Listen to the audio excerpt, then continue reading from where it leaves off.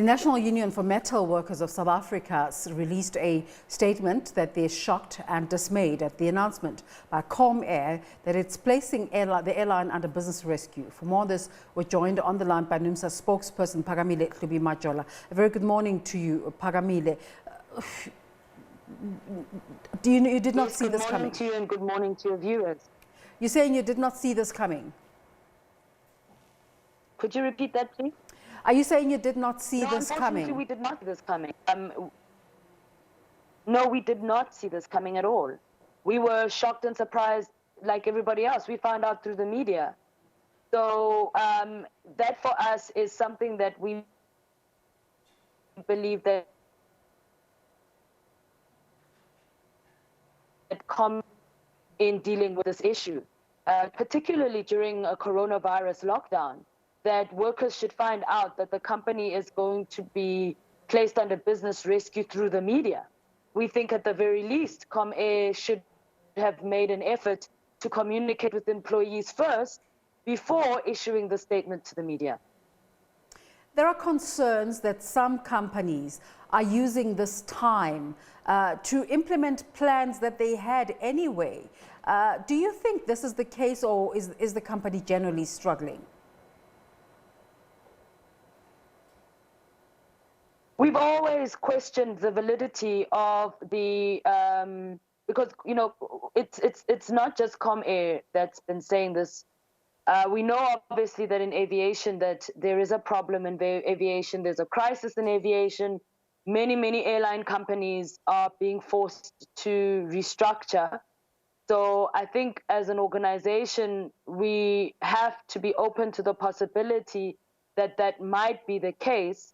But at the same time, what you're saying is also true. There are many companies that are using this pandemic as an excuse to restructure the organization in a manner in which they would have wanted to anyway. We are hoping that that's not the case with Comair. We need to first meet with management to get more details about the situation. We have not yet been presented with financials. So we really, at this point, cannot say for sure what the true financial state of the organization is. Phakamile, what are you saying to your members this morning who work for Comair? The only thing we can do is to assure them that we will do everything possible to fight for their jobs, because in an economy like ours, where the growth outlook is very poor, where unemployment is very high, we can only do what we can do. Many of them are very distressed because, you know, this is something that came as a shock to many of them. So we hope that we will be able to do our job as a trade union to negotiate some sort of way through this process that will ensure that as many of them don't suffer as a result of this process. Just generally, outside of Comair, you cover most of the aviation industry in the country. What sort of conversations are taking place? How are you engaging with government with regards to the possibility of saving jobs? We are taking it one company at a time. It's a very difficult time for us as a union, and especially for our members. Many of our membership is in aviation. We've got workers, we've got members, in SAA, we've got members at SA Express, we've got members at Comair, and as you know, these are all companies which are now in distress, either in business rescue or in the case of SA Express, facing liquidation. It's a terrible time for workers in the sector right now. As a trade union, we are doing everything possible to try and ensure that whatever happens, as many jobs are saved as is possible. In the case of SAA and SA Express, Numsa is engaging with the Department of Public Enterprises as part of the compact, which they spoke about last week, where we are in discussions about the restructuring of the airline. We've made it very clear as Numsa and Saka that however SAA or the kind of structure or the form that it takes, and this includes SA and SA Express, that the majority of jobs must be preserved as far as is possible. You have to understand that SAA is a major player in aviation. It contributes 34,000 jobs along the value chain. So if it collapses, the effect would be devastating along the value chain. SA Express is a company that's been in distress for a long time, and it is our duty to try and do whatever we can to ensure that workers are not left in the lurch with regards to the fact that they're now facing provisional liquidation. So in our discussions with DPE, we've raised these issues at the highest level. I can't go into more detail than that, except to say that we are doing everything possible, and we are hopeful, cautiously optimistic that at the end of this process, we will be able to turn around this airline and we will be able to preserve as many jobs as we can.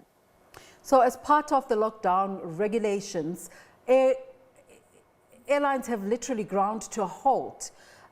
Do we know if the workers are being paid at all, or are they just sitting at home and not getting paid?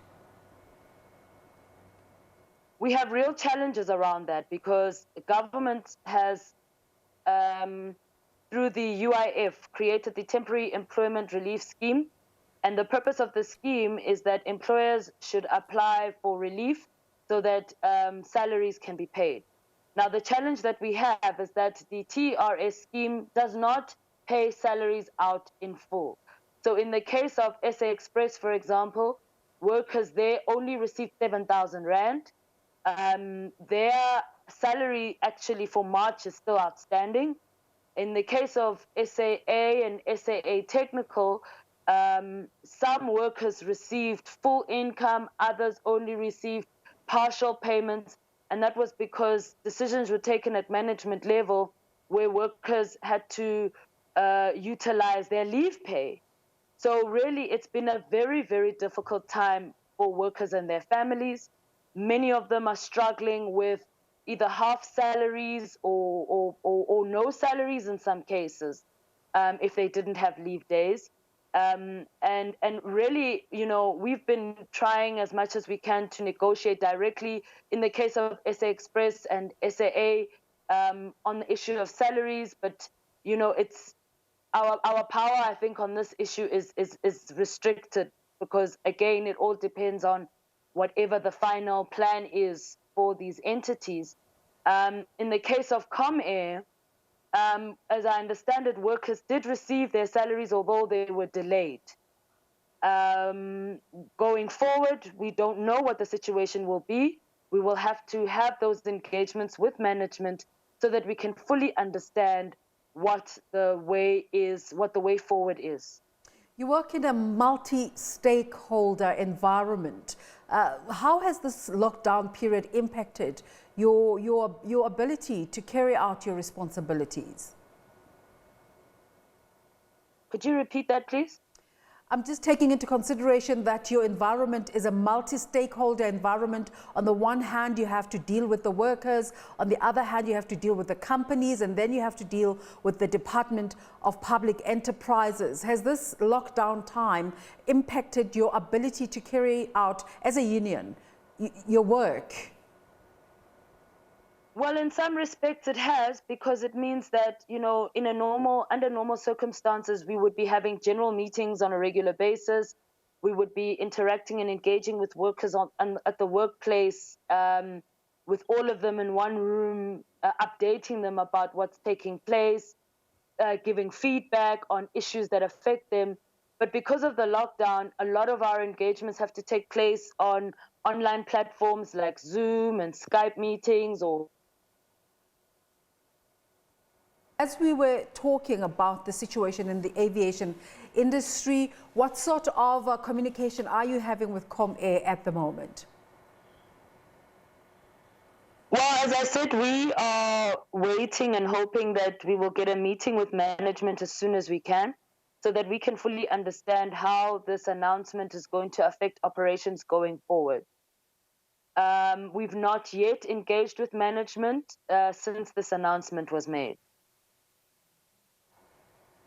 So generally, what sort of, when we introduced this conversation, we said Numsa was shocked by this announcement, but generally in the aviation, South African aviation space, what threats are there to the space that have been brought on by the COVID-19 pandemic?